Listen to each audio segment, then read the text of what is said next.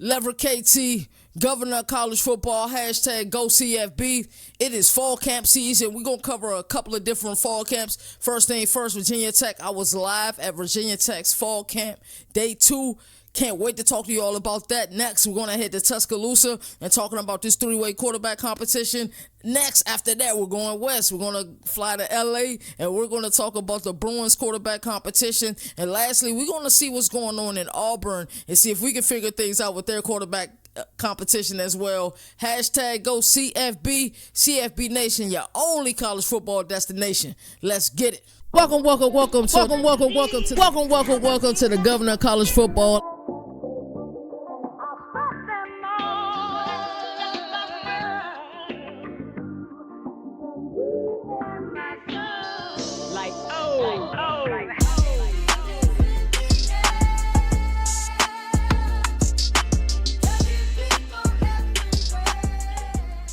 When you go to Blacksburg, Virginia, there is a different feeling. The minute we got on campus, there was a feeling. When we talked to Mr. Wells, there was a feeling. When we talked to a couple of other staffers in the athletic center, 25 beam away, there was a feeling. When we talked to Grant Wells over the spring, there was a feeling. When you look at Brent Pry and see the way that Virginia Tech moved during ACC Media Days, there was a feeling. They are ready to play some football in Hokie country, and they want to get back to some of those Hokie glory days. There's just a feeling about them. You can see that they're a close unit. You can also see that they're highly competitive. You can see day one of fall camp. First, there were NFL scouts there. 3 teams were there. 2 of the teams I was able to recognize. The third guy, I couldn't tell what logo he had on his polo. Didn't want to be super obvious. But the Carolina Panthers were definitely in the building. The LA Chargers were in the building. But there was just this feeling at Virginia Tech. They are ready to go out there and compete. And we seen that day one of fall camp practice. Everybody's job is up for grabs. That is the idea that you get. And of course, we know there's some shoe-ins. There are always some shoe-ins. But everybody's job is up for grab. What's the thing you guys want to know about? Of course, you guys want to know about what's going on in Hokie camp. What's going on with their quarterback competition? Kyron Drones and Grant Wells. What we're going to see, and Mr. Wells let us know before the media even got to the field, hey, don't make too much of this quarterback thing. You're going to see Kyron Drones run with the ones today. Grant Wells ran with the ones yesterday. So heading into camp, I thought that Grant Wells had the upper hand. I thought what he was able to accomplish at Marshall. Last year was just an up and down year for Virginia Tech overall. Brent Pry, first year. I think that he should win the starting job. But Kyron Drones isn't going to go out without a fight. I'm letting you know that now. And it's kind of really up to the coaches on whose skill set best fill our offense, because I believe they do have 2 different skill sets, if I'm being honest. So the next thing I want to talk about is this defense. This defensive unit and the fact that they're going to end up playing some true freshmen at defensive back this upcoming season. You're going to see it week 1 versus Old Dominion. Speaking of which, I can't wait to see Allie Jennings go up against his old team. He's going to put on a show. I guarantee it. But like I was saying, defensively, every time somebody on defense made a play, you didn't just see a couple of guys run from the sideline and dap them up. You've seen a group of players. I'm talking about 15 to 20 or so players. Every time they made a play defensively, whether it was 7-on-7s or 11-on-11s, red zone work, they were out there. They were jawing. They was running their mouth. And they are excited for this upcoming season. So the competitive edge that you're seeing out there, the competitive level, it's just at a different height with Virginia Tech. And that's why I believe they can certainly go bowling this season just because of everything that Brent Pry is trying to instill in that team. So, lastly, whoever wins this quarterback competition, they're going to have a plethora of weapons on the outside. I mentioned Allie Jennings earlier. Also, Daquan Felton. Also, Jalen Lane. Also, Nick Gallo at tight end. They just have pieces on the outside that they're going to be able to make several plays. So whoever wins this quarterback competition, no excuses. You got playmakers on the outside. You either better make plays or you know there's somebody over your shoulder who's more than willing to come in and make plays. So I can't wait to see how this thing progress. Right now, I think it's a dead heat, even between Cameron Jones and Grant Wells, but I believe that Grant Wells will win the starting spot ultimately.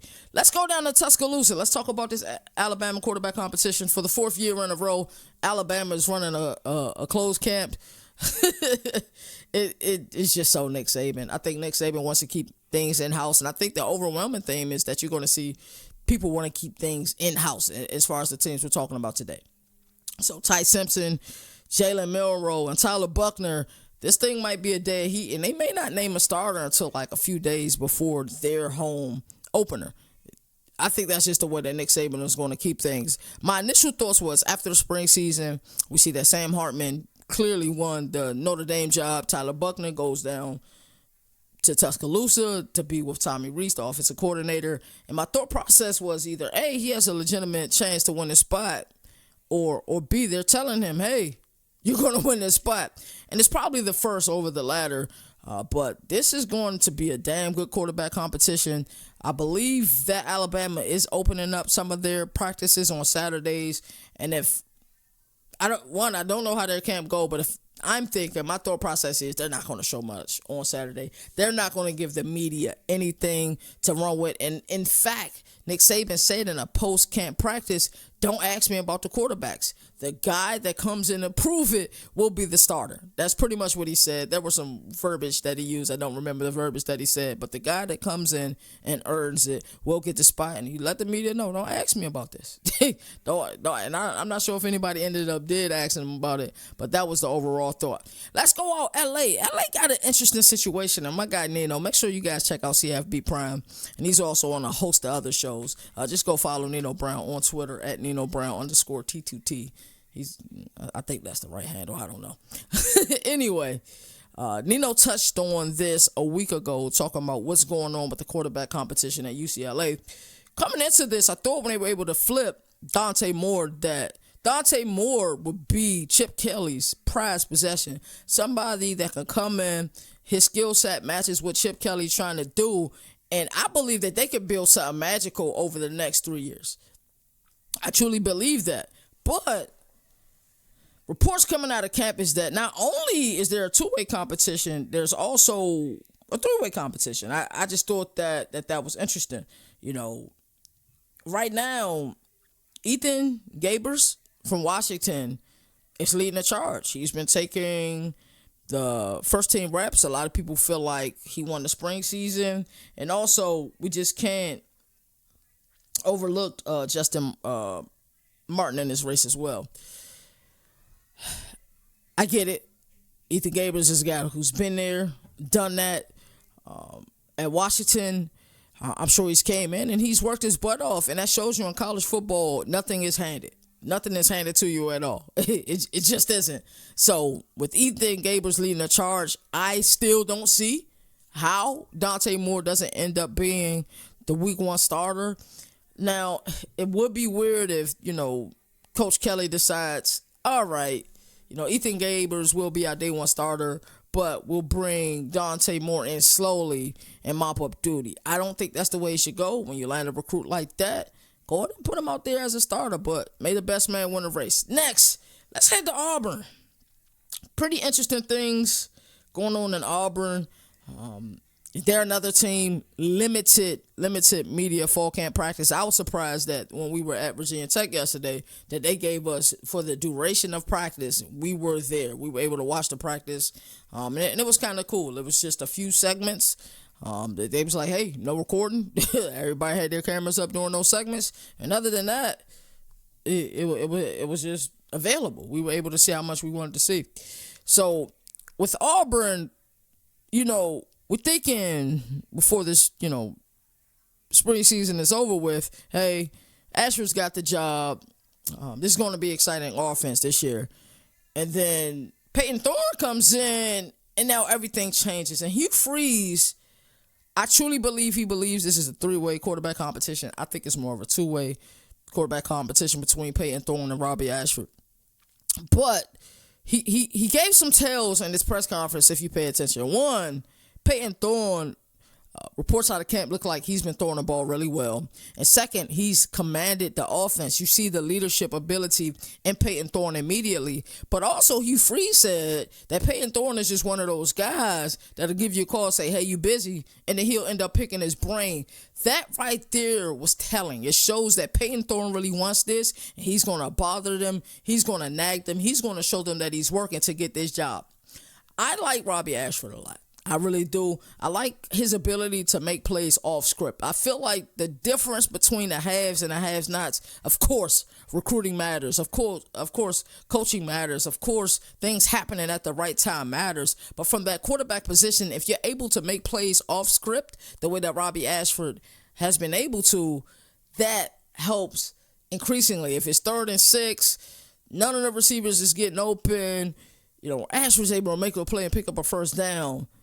That's just something that you just can't teach. It's an innate ability, a tangible ability that he's able to do. But Robbie Ashford has to get it down from the pocket. He needs to be able to make plays from the pocket, and he has to be more consistency with his accuracy. That just had to happen.